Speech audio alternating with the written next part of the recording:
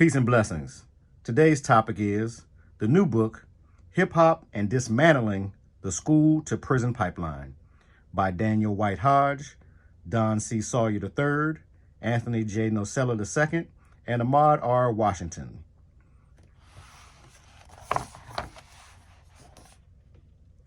Hip Hop and Dismantling the School to Prison Pipeline was created for K-12 students in hopes that they find tangible strategies for creating affirming communities where students, parents, advocates, and community members collaborate to compose liberating and just frameworks that effectively define the school to prison pipeline and identify the nefarious ways it adversely affects their lives.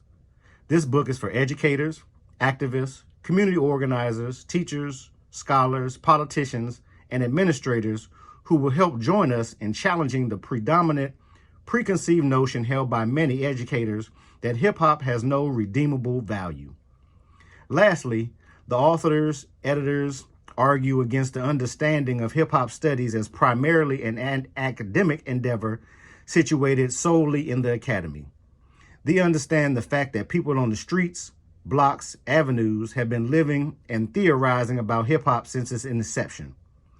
This important critical book is an honest, thorough, powerful, and robust examination of the ingenious and inventive ways people who have allegiance to hip-hop work tirelessly in various capacities to dismantle the school-to-prison pipeline. Daniel White Hodge is a PhD, is a recognized urban youth cultural expert and cultural literacy scholar. Daniel Hodge is professor of intercultural communications at North Park University in Chicago, where he chairs the Department of Communication Arts and is a research lead for the Catalyst 606 program. Don C. Sawyer is a PhD and vice president for equity and inclusion and associate professor of sociology at Quinnipiac University. Anthony J. Nocella is a PhD as assistant professor in the Department of Criminal Justice and Criminology at the Institute of Public Safety at Salt Lake Community College. Lastly, Ahmad R. Washington, PhD, is an assistant professor in the Department of Counseling and Human Development at the University of Louisville. I was very honored and blessed to write the foreword to this great book, and I just want to share this document with you, the foreword, by H.A. Jabar, OdoKhan. Through great pressure, pain, and stress, the greatest of objects are produced. Diamonds, gems, crystals, and numerous metals are natural materials that have to be dug deeply, mined from the earth. They are then cleaned, polished, and put into use in a variety of ways. Some are used simply for symbolic display, such as diamonds, while others serve to facilitate high technical procedures, such as coltan in cell phones. It is from the same great pressure of the natural world that we live in that musical genres such as blues, jazz, and hip-hop culture have come to life. And yes, I said culture and not just music. Hip-hop is more than just music, beats, and rhymes. Hip-hop is a cultural and social phenomenon. Popular hip-hop artist Drizzy Drake, in his 2013 hit song, Started From the Bottom, said, "Started from the bottom, now we're here. Started from the bottom, now the whole team is in here." Hip-hop music started from the bottom, now it's here, still in existence and at the very top of the music industry globally. It was created in one of the most amazing, treacherous, and worldly known cities, New York City.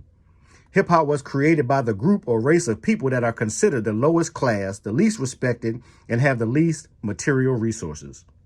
Hip-hop was used like medicine to remedy the ills of a racist and oppressive society, to help to create a feeling of joy opposite to the anxiety, pain, and stress endured as a Black person in America. As it was then, so it is now. Hip-hop and Dismantling the School to Prison Pipeline details the method of how to apply the medicine of hip-hop to society, how to overcome the many sicknesses bred within from being built on the foundation of injustice, slavery, murder, and exploitation. Editors Daniel Hodge, Don Sawyer, Anthony Nacella, and Ahmad Washington have not provided us with medicine in cream, pill, or liquid form. Instead, they gave us a healing in the form of the word. And man, does hip hop know about the use of words. For example, in the 1980s, a young black man in New York City, just a generation or two from slavery's end, said to himself while enduring through the struggle of life, "It's like a jungle sometimes. It makes me wonder how I keep from going under." That was Grandmaster Flash, 1982. After saying that to himself a few times, "It's like a jungle sometimes. It makes me wonder how I keep from going under." Later, he wrote that down on a piece of paper. Later, the whole world danced and sang along with him as they listened to the 1982 hit song, "The Message" by Grandmaster Flash. This is just one example showing and proving that hip-hop is a cultural phenomenon. It's a brilliant use of wordplay, metaphors, similes, and comparative descriptive language that is nothing short of masterful, and the whole world knows it. From its rugged and gritty beginning in a city where it's survival of the fittest, hip-hop developed and grew from having just a good time and self-expression to generating billions worldwide annually. LL Cool J in his song, "I'm Bad" said, "No rapper can rap quite like I can. I'll take a muscle-bound man and put his face in the sand." It started with a culture or elements that made up a culture. MCing or rapping is the most well-known, but don't leave out DJing or turntablism, breakdancing, or b-boying. Its fashion of dress, the language and slang it used, or graffiti art. On May 16, 2001, hip-hop was recognized as a world culture by the United Nations when the Hip-Hop Declaration of Peace was accepted by UNESCO. So who are the people that started this cultural phenomenon, rap, better known as hip-hop music or hip-hop culture? Well, simply put, they are descendants of enslaved Africans or Afro-Asiatics that were brought to America by European invaders and colonizers. They are the descendants of the people that survived what is called the transatlantic slave trade, or Mayafa, the Great Disaster. The same people that were not allowed to read by law for over 300 years, which brings us to the school-to-prison pipeline, which I work against professionally. Hip-hop and dismantling the school-to-prison pipeline is like a guide or roadmap or a reference book on how to use hip-hop as an educational tool for healing, for empowering activists and organizers, for changing society and the world we live in. This collective of authors is a testament to the treasure trove of amazing work done at the grassroots levels all over the country. It promises us, like a small germ, hip-hop in the Bronx, there is the ability to grow large. There are grassroots organizations changing lives every day, like Black Men Rising in New Orleans, who mentor youth, as well as counsel and train incarcerated juveniles, or the West Dayton Youth Task Force that got curriculum changed in Dayton public schools and books added by Booker T. Washington and Dr. Carter G. Woodson. There are grassroots organizations affecting statewide outcomes like Racial Justice Now, who successfully led the campaign to end out-of-school suspensions from preschool to third grade for the whole state of Ohio.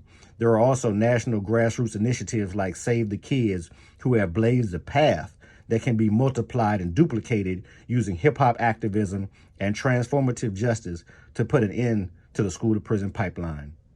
If and when the nurses and doctors, also known as community members, decide to treat the ills of society, they must include in their medicine bag hip-hop and Dismantling the School-to-Prison Pipeline by editors Daniel White Hodge, Daniel Sawyer III, Anthony J. Nacella, and Ahmad R. Washington. You can pick this book up, Hip-Hop and Dismantling the School-to-Prison Pipeline.